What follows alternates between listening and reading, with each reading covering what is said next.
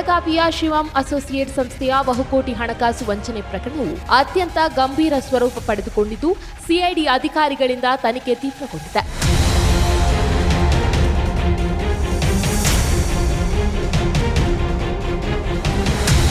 ಸಂಸ್ಥೆಯ ಮಾಲೀಕನಾದ ಶಿವಾನಂದ ನೀಲಣ್ಣವರ ಆರ್ಬಿಐನಿಂದ ಯಾವುದೇ ಅನುಮತಿ ಪಡೆಯದೆ ಸಾರ್ವಜನಿಕರಿಂದ ಕಾನೂನುಬಾಹಿರವಾಗಿ ಠೇವಣಿ ಸಂಗ್ರಹಿಸಿ ವಾರ್ಷಿಕ 36% ರಿಂದ 60% ಬಡ್ಡಿ ಕೊಡುವ ಆಮಿಷವೊಡ್ಡಿ ಸುಮಾರು 4,500 ಕೋಟಿಗೂ ಅಧಿಕ ಹಣವನ್ನು ಸಂಗ್ರಹಿಸಿ ಬೃಹತ್ ವಂಚನೆ ಎಸಗಿದ್ದಾನೆ.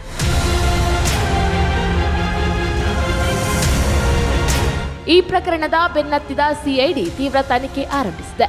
ಶಿವಂ ಅಸೋಸಿಯೇಟ್ಸ್ ಮಾಲೀಕ ಶಿವಾನಂದ ನೀಲಣ್ಣವರ 40,700 ಜನರಿಂದ 2,400 ಕೋಟಿ ಹಣ ಸಂಗ್ರಹಿಸಿ ವಂಚಿಸಿರುವುದು ಸಾಬೀತಾಗಿದೆ.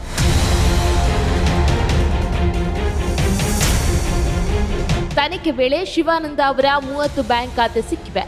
ಈ ಪೈಕಿ 7 ಖಾತೆಗಳಲ್ಲಿ ಹೆಚ್ಚಿನ ಹಣ ವರ್ಗಾವಣೆಯಾಗಿದೆ.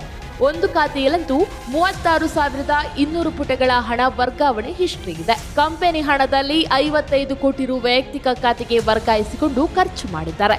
ಈವರೆಗೆ 250 ಗ್ರಾಂ ಚಿನ್ನಾಭರಣ ಹಾಗೂ 5 ಕಾರುಗಳನ್ನು ಪತ್ತೆ ಹಚ್ಚಲಾಗಿದೆ. ಅಲ್ಲದೆ 11 ಕಾರುಗಳನ್ನು ನಾನಾ ರಾಜ್ಯಗಳ ವ್ಯಕ್ತಿಗೆ ಉಡುಗೊರೆಯಾಗಿ ನೀಡಿದ್ದು ಅವುಗಳ ಪತ್ತೆ ಕಾರ್ಯ ಮುಂದುವರಿದಿದೆ. ಪ್ರಕರಣದಲ್ಲಿ ಇನ್ನೋರ್ವ ಪಾಲುದಾರನ ಪಾತ್ರವು ಕಂಡುಬಂದಿದ್ದು ಆತನಿಗಾಗಿ ಶೋಧ ಕಾರ್ಯ ನಡೆಯುತ್ತಿದೆ. ಈವರೆಗೆ 20,000 ಠೇವಣಿದಾರರ ದಾಖಲೆ ಪರಿಶೀಲಿಸಲಾಗಿದ್ದು ಈ ಪೈಕಿ 10,000 ಜನ ಮಹಾರಾಷ್ಟ್ರದವರೇ ಇದ್ದಾರೆ. ಈ ಕಂಪನಿಯಲ್ಲಿ ಮಹಾರಾಷ್ಟ್ರದ ಹೂಡಿಕೆದಾರರೇ ಹೆಚ್ಚಿದ್ದಾರೆ. ಹಾಗಾಗಿ ಮಹಾರಾಷ್ಟ್ರ ಪೊಲೀಸರ ಸಹಕಾರ ಪಡೆದು ತನಿಖೆ ಮಾಡುತ್ತಿದ್ದೇವೆ ಎಂದು ಇತ್ತೀಚೆಗೆ ಸಿಐಡಿ ಡಿಐಜಿ ಡಾಕ್ಟರ್ ಭೀಮಾಶಂಕರ ಗುಳೇದ ಮಾಧ್ಯಮಕ್ಕೆ ತಿಳಿಸಿದ್ದಾರೆ.